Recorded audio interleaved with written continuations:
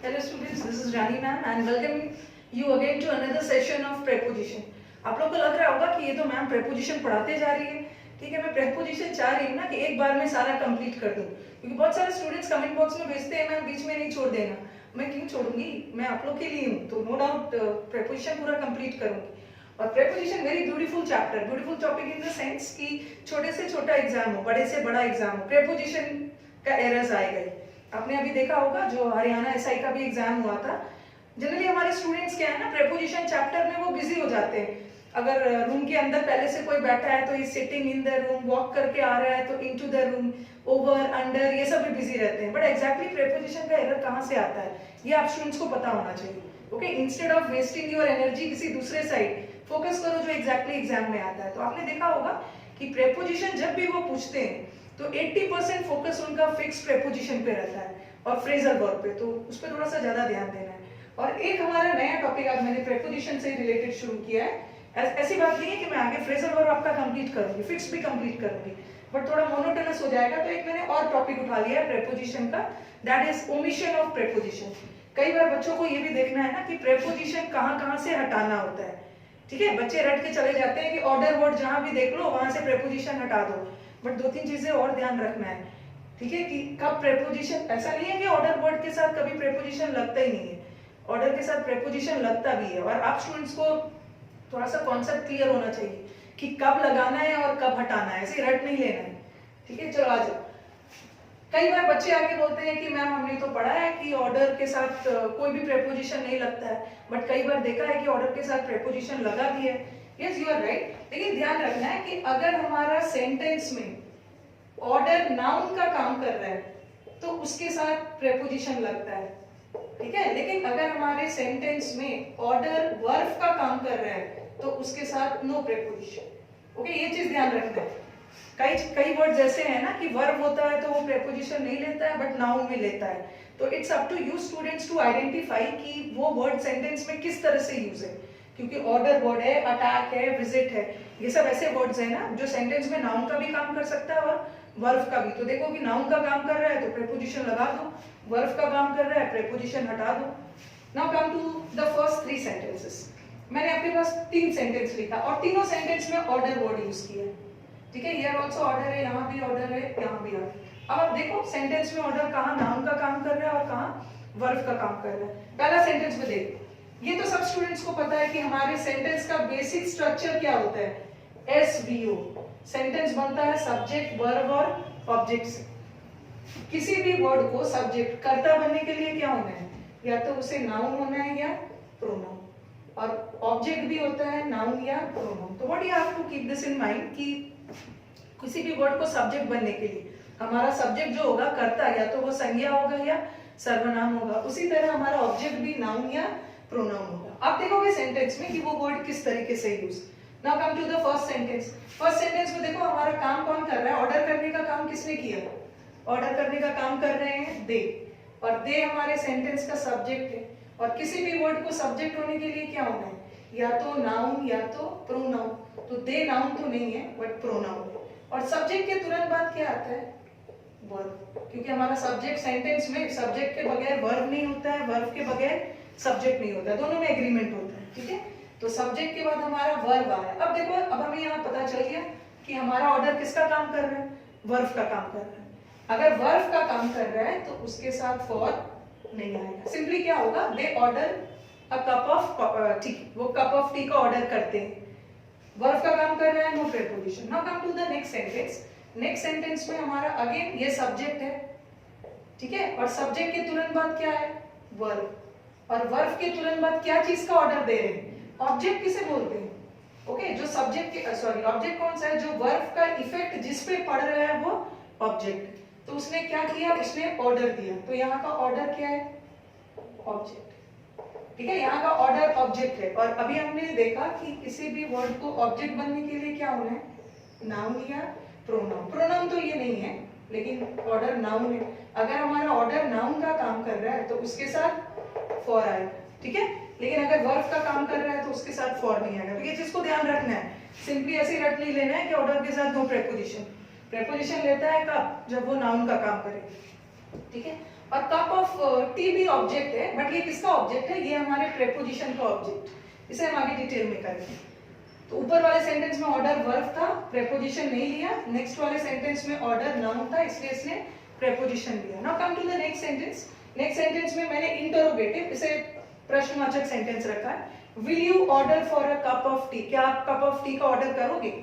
अब यहाँ पे ऑर्डर क्या है, कैसे पता करोगे? ये जो विल है ना, ये मॉडल वर्ब, ठीक है। विल, कैन, मस्ट, शुड, ये सब मॉडल वर्ब्स होते हैं। और जो मॉडल वर्ब्स होते हैं ना, वो हमेशा हेल्पिंग होता है, हेल्पिंग वर्ब। जिसे मॉडल वर्ब्स हमेशा सहायक क्रिया होता है, they are always auxiliary, helping verb. और जहां हेल्पिंग वर्ब रहेगा उसके साथ तो एक मेन वर्ब आएगा ही। इसका मतलब है कि यहाँ हमारा ऑर्डर वर्ब का काम कर रहा था, इसलिए इसके साथ फॉर नहीं है, ठीक है। आई थिंक होपफुली ये तीनों सेंटेंसेस क्लियर हो गया होगा, ठीक है। Now come to the next sentence. Then you have the word attack. Attack word देख के बच्चे रट लेते हैं कि अटैक के साथ ऑन नहीं आएगा, बट ठीक है, कभी कभी आता भी है। यहाँ अटैक किसका काम कर रहा है? वर्ब का।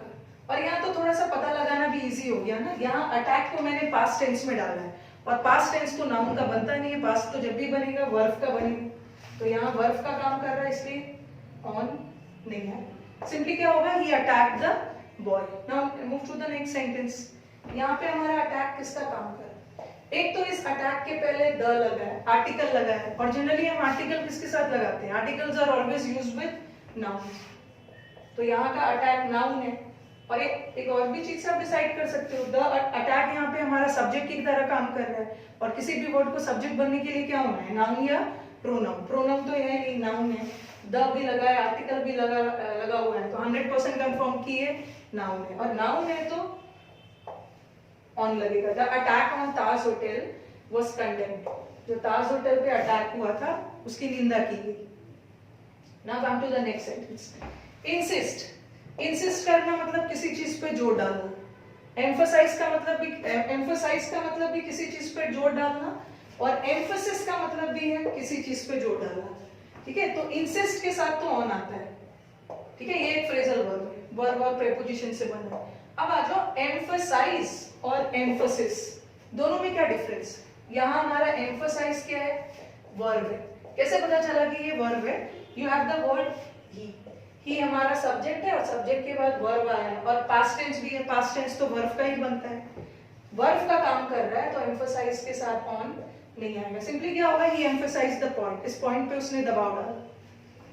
नाउ हम ही पुट, देखो दोनों जगह में क्वेश्चन नंबर सेंटेंस नंबर 7 और 8 में बात तो मैं दोनों जगह सेम ही बोल रही हूँ, बट इंग्लिश में एक सेंटेंस को आप बहुत तरीके से बोल सकते हो। देखना है कि कोई वर्ड सेंटेंस में किस तरीके से यूज है। नेक्स्ट सेंटेंस पे आ जाओ, एम्फसिस। यहाँ एम्फसाइज था और यहाँ एम्फसिस था। अब देखो ये क्या है हमारा?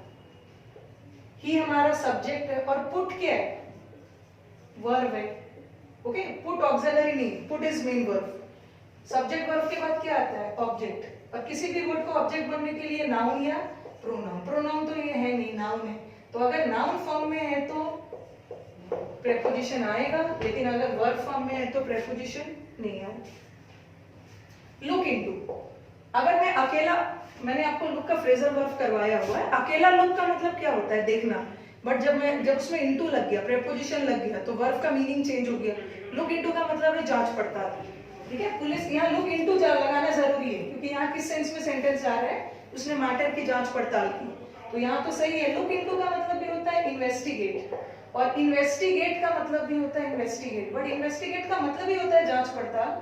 उसके साथ इनटू लगाना नहीं, ठीक है। बट लुक के साथ लगाना जरूरी है, क्योंकि लुक के साथ अगर आप इनटू नहीं लगाओगे ना, तो वहां मतलब चला जाएगा। लुक का मतलब है देखना, बट हमें तो जांच पड़ताल का सेंस है, इनटू लगाना। अब आ जाओ विजिट और विजिट, ठीक है।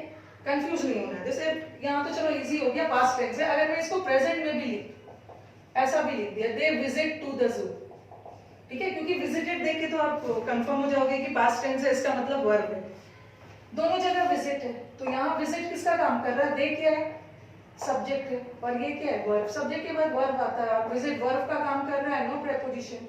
बट यहाँ तो हिज विजिट, ये हमारे सेंटेंस का सब्जेक्ट है, हिज विजिट्स। और कोई भी ना पोजेसिव केस के बाद, हिज, हर, देयर, जैसे his book, her book, my country, कोई भी पोजेसिव केस के बाद हमेशा एक नाउन आए, ठीक है। तो यहाँ नाउन का काम कर रहा है इसके साथ टू से। तो आज तो मैंने 12 सेंटेंसेस लिया जहाँ पे मैंने थोड़ा सा आपको क्लियर किया कि कहाँ नाउन है कहाँ वर्ब है। नेक्स्ट सीरीज में क्या करेंगे ना कि नेक्स्ट सीरीज में मैं आपको कुछ ऐसे वर्ड्स दूंगी वहाँ नाउन और वर्ब वाला डिफ्रेंसिएशन नहीं रहेगा, बट कुछ ऐसे वर्ड्स है जो अपने साथ प्रेपोजिशन लेते हैं और कुछ ऐसे हैं जो अपने साथ नहीं लेते। Hopefully you will find the video very fruitful, ठीक है। इसे आप पढ़ते रहो, आगे भी फिक्स प्रेपोजिशन तो चल ही रहा है, फ्रेजल वर्ब साथ में चल ही रहा है, अब ओमिशन भी स्टार्ट हो गया, ठीक है। और बीच में थोड़ा सा लगेगा कि बहुत बोरिंग होते जा रहा है तो बीच में मैं ग्रामर भी शुरू कर दूंगी, but I want my students की आप अपने अपने कमेंट्स देते रहो, ठीक है। टीचर को भी तो पता चलना चाहिए ना कि मेजर डिमांड स्टूडेंट्स का क्या है। जैसे एक ने नरेशन का डिमांड आया, कुछ बच्चों ने गेट फ्रेजल वर्ब मांगा है, तो धीरे धीरे आपको मिलता जाए, ठीक है। एंड अगर आपको वीडियोस अच्छे लगे तो do share it with your friends, नीचे बेल आइकॉन है, you can press it, okay, ताकि आपको अपडेट्स वगैरह मिलते गए। और जो स्टूडेंट्स पहली बार इस वीडियो को देख रहे हैं, ठीक है, डू सब्सक्राइब द चैनल ताकि आपको और भी अच्छे अच्छे क्वालिटी कंटेंट्स मिलते रहे, ठीक है। Then again meet you all in the next session, okay.